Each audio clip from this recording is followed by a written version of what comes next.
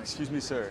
Question for you, sir. What? Is this your Rolls Royce? No, I just stole it and drove it here. That's a stupid question. I started a channel in Austin, Texas. I grew it to 8 You million. what? I grew a channel to 8 million followers. I go all over the country just asking business owners their best advice to new entrepreneurs. Just 1 minute of your time, real I quick. went to law school. Yeah? Yeah, I'm a lawyer. What's the most interesting thing that you learned about people in law? I've become pretty cynical. How about that? Yeah, I'm not real trusting of people anymore. I'm a criminal defense attorney, among other things. So people tend to be mostly not truthful. Do you come from a lot of money? No. My dad died when I was 4 months old. My mom was a widow, worked 2 jobs growing up, and I got my work ethic from her. And how old are you? I'm 65 now. You got about 40 years on me. I'm 22. Whose generation works harder, yours or mine? Mine. Why is that? Because we don't complain about it. Your generation, too many people want to cut corners. Do you own your own practice? Yeah, I have for 37 plus years. So how did you stand out in law? It What was did you... the 80s. It was easy. But consistently, though. I found my niche doing motorcycle accidents. I started racing motorcycles when I was 8 years old. And because of that niche that I told you I found, it never seemed like work. So in other words, riches are in the niches. Yeah, that's a good term. It sure is. Now, you've been at the table with some heavy hitters. As a lawyer, what is your best negotiation advice to anybody in business? Don't jump at the first offer, first of all. And if both people walk away pissed off, then you know you got a good deal. Do you believe in God? I do. How important was faith for you throughout your career? Every time I had a down period, I got kicked in the ass by him, and he said, go to the gym, and I did. And they both worked. I love that. Thank you so much, sir. I Take really care of appreciate yourself. that. It means a lot, my friend. Bye-bye. Thank you. Excuse me, ma'am. 502. Question for you. Thank you so much. Is this your Ferrari? Yes, it is. And what do you do for a living out here in Scottsdale to be able to afford a Ferrari? I'm an entrepreneur. And how long have you been a business owner for? 3 years. 3 years? Yes. And I go all over the country just asking business owners their best advice to new entrepreneurs. Could I ask you a couple quick questions for the channel? Sure. What was the most amount of money that you've ever made in a single year? So the most amount of money will be this year. We'll do north of 20 million annual reoccurring revenue. $20 million. 20 million. Now, as a multiple 8-figure entrepreneur, what was the best financial advice that you ever received? You have to bet on yourself. A lot of people value money over valuing themselves. I value myself over money, which is why I'm so rich. What took your company from 7 to 8 figures? Marketing and sales is huge. If you don't have somebody overseeing and driving the function of marketing and sales, you don't have a business. But then the challenges you face as a business owner is not just capturing the demand and then converting it, but fulfilling the service so that the client experience doesn't break. So that requires somebody who has a lot of operational experience to come in and build systems and process. How old are you now? 43. How old were you when you became a millionaire? I was actually 40, so it's never too late. But if you were to go back in time and have a conversation with your 20-year-old self, when you were starting from zero, what's the best advice that you would give to your younger self? To not give a fuck what anybody thinks about you. You have to believe in yourself. I think when I was younger, I didn't have relentless belief in myself and I wasn't unapologetic about who I was. It took me a long time to be who I am today. Excuse me, sir. How old were you when you made your first million? Who wants to know? I started one of the biggest business media channels in the entire world. I like to remain kind of quiet. Yeah? Yeah. What line of business were you in? Look, fellas, I don't know who you are and I don't know where this is going to go. Yeah. So I'm not Real quick, excited to. I just want to show you real quick, just that way you can kind of get an idea. This is my channel right here. So you see I do stuff. What's your name? James Dumoulin. James Dumoulin. Yes, sir. All right. So how old were you when you made your first million? I don't know. Reasonably young, I guess. What line of business were you in? I worked for a company my entire career. So what was the highest role that you held in that company? I was the CEO. Of what company? I don't want to tell you guys. What's the name of it? It's a good company. It's a public company. It's a public company? Yeah. Do you think a lot of people know the company? Probably. Are you a billionaire? You'll have to look this up. Let me ask you this then. Yeah. How many employees did you have at one time? 42,000. 43,000? What was the lowest point in your career? Don't make me go there. Let Come them on, know, though. I got to Just run. How did you deal with all that pressure? Because you got to worry about shareholders, you got to worry about employees, you got to worry about customers. How did you manage that, man? That's incredible. I know it wasn't easy. No, it's not. It's not. I tell my kids that life doesn't quit throwing hard problems at you. You just get more used to dealing with them. Anybody who spends a career in business has more problems that you deal with than you do up. I'm going to go back to, you were the number one out of 42,000. You had 42,000 employees. What was the biggest driving factor of your success? Advice to who? Somebody starting out at a corporation right now, Okay. and they want to work their way up and become a CEO. Every day, I went to my boss at the end of the day and I said, I'm done with what I had to do today. Is there anything else you want me to do? Sometimes they'd say no. Occasionally they'd say yes. But my boss eventually thought that I was their right-hand person. And when your boss thinks you're their right-hand person, when their boss comes to them and say, we need somebody to do something else, do you have anybody? The people that are volunteering to do all that extra work are the ones that get the chance to do it. Be there. What was your name, sir? I'm Scott. Thank you, sir. I appreciate Guys. you. Excuse me, guys. Who's the richest person here? Nah, man. You look like money. What was your business? I own one of the largest law firms in North America. How much money did you make this last year? Last year, Yeah. more than LeBron. LeBron, are you a billionaire? Well, Forbes magazine put me on the cover and said I was, so Forbes doesn't lie. Could I interview you for 1 minute real quick? Yeah, come on. Have you ever been fucked over in business? Yeah. You have?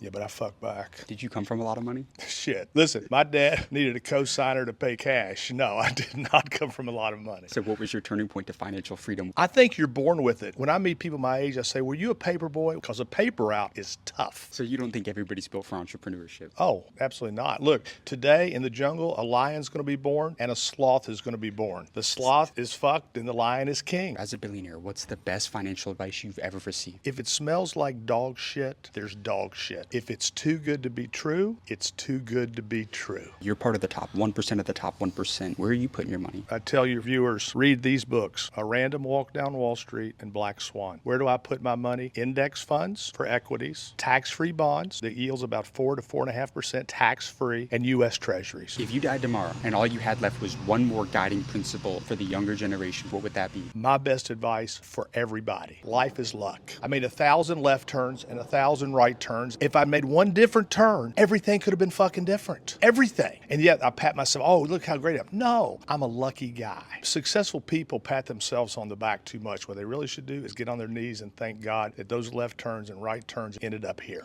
Excuse me, ma'am. How old were you when you became a millionaire? 33. 33? 33. And how did you get rich? I run a tech company. You run a tech company? Yes. How I long do. have you been a business owner?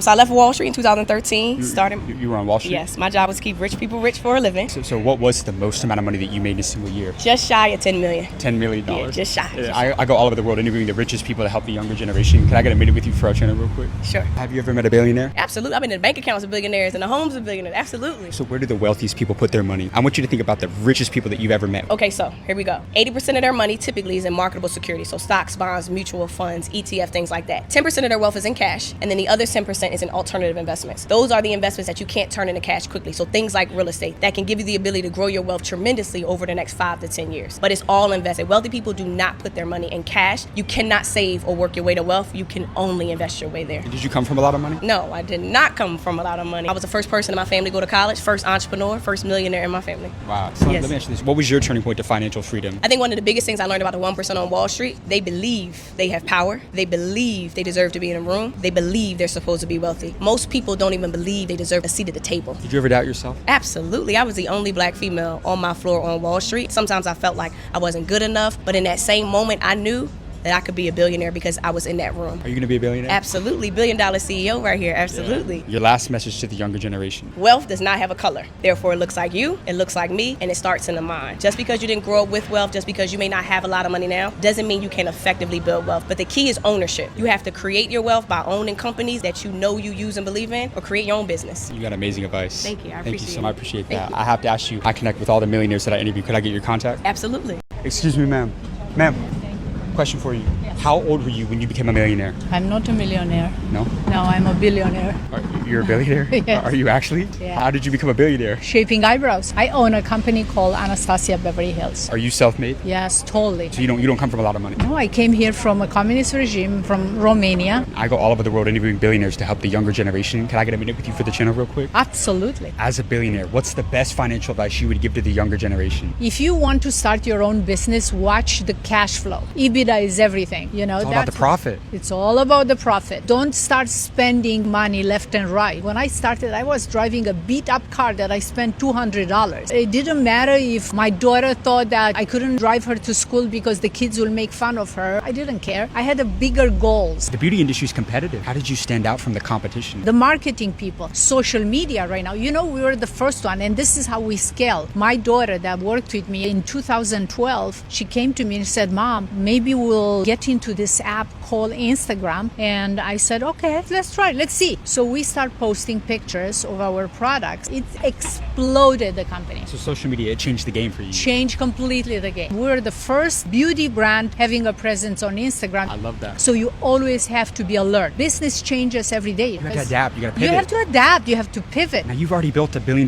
company. You've became a billionaire. Are you still motivated to keep on going? Oh, I work like I can pay my rent next month. So you're working like the rents do. Oh, yes, yes. Why? I love it. I love what I do. I don't even feel like I work. And that's the key. You have amazing advice. Thank you so Thank you so much I for your time. appreciate you Now, and wish you good luck. I- And everybody else that is watching, believe in yourself because you could do whatever you want. Now I have to ask you, I Yes. connect with all the billionaires I interview. Can I get your contact? Sure. Excuse me, ma'am. Ma'am, question for you.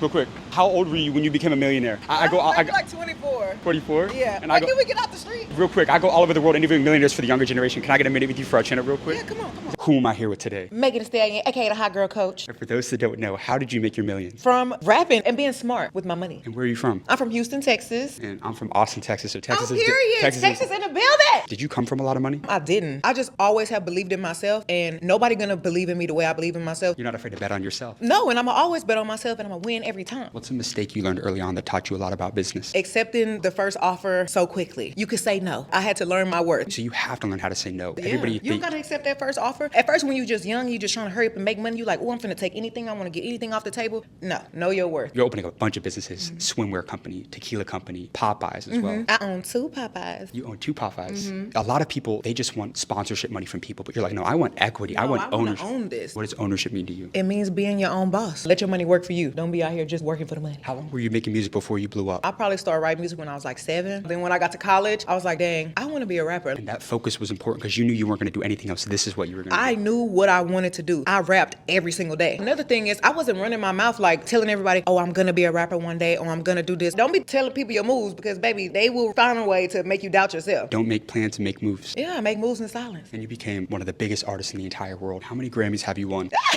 3. So you've won 3 Grammys. Yes. What was the biggest driving factor of your success? I just wanted to keep showing my mama that I was doing it when she was alive, and I'm still doing it while she's watching over me. Do you believe in God? I do. Has faith been important? Yes, I pray every day. I pray every 2 seconds. I know God be like, damn, girl, what you want now? Yeah. You got amazing advice. Thank you you. so much. I appreciate Nice to meet you. Excuse me, sir. Sir, how did you get rich? How did I get rich? You know what this building is? New York Stock Exchange? Yes. That's where I got rich. What do you do? I'm a trader on the floor of the stock exchange. Are you serious? Yeah, I've been doing it for 40 years. I'm the longest standing broker in the world, the most famous stockbroker in the world. How long have you been on Wall Street? You know who I am, don't you? Yes, that's right. Does he make a lot of money? How much money do you make? Well, I trade between $500 million and $1 billion of stock every day. Every single day? Every day. I go all over the world interviewing the richest people to help the younger generation. Can I get a minute with you for my channel? 100%. You have more knowledge of money than 99.9% of people in the world. Give me a lesson about money that is not taught in school that you would instill in everybody watching this right now. So one of the things I always talk about, and I love talking to younger people because they're the greatest consumer generation in the world. And one of the most important things is to invest in stocks and not stuff, right? We love to buy stuff. Pretty much most things we buy goes down in value the minute you buy it. It's not rocket science. You know what? No, think about it. When younger people will ask me, what should I buy? And I'll say to them, go back to high school, walk down the corridor, and look at what sneakers everyone's wearing, what phones they use, what computers they're on, what they do in their spare time, and what social media they're on. Buy a little bit of each one of those companies. There's so much value in that. It's amazing. I know you interview, I've seen you before. I know you interview billionaires who have said, how do you become rich? It's letting your money work for you. There's a number out there that says at the age of 18, if you put $250 a month into the S&P 500, right, which is a basket of 500 stocks, at the age of 60, you'll have more than $1 million. Passive investing. What's your name? Peter Tuckman. Peter, if me and you died tomorrow and you had one more guiding principle to leave with the younger generation, what would that be? Now, I'll tell you something. I always get choked up. I've been doing this for 40 years. I've been through so much, being broke for 3 years, losing my brother, my parents, my wife died of cancer last year. Gone through so much. I almost died of COVID. I was given 3 months to live. What was that one thing that kept you going? Because you've been through so much adversity in the last That I love what I do. I don't need to post a bunch of pictures of me on the back of a Bugatti with stacks of 10,000s. But if I can share what I found, I don't want to be on the mountaintop all by myself. Find something you love to do, get really good at it, and embrace the younger generation. You got amazing advice, sir. You're wonderful. Thank you so much for your time. Can I get your contact? Absolutely.